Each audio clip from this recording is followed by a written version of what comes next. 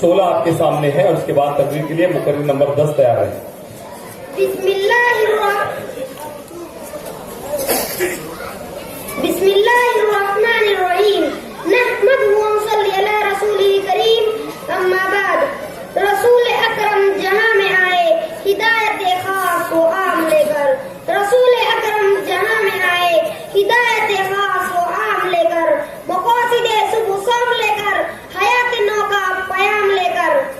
काबिले सद एहतराम सद जलसा बावकार मीज़ान और हाज़रीन मुकर्रम, अस्सलाम वालेकुम व रहमतुल्लाहि व बरकातहू।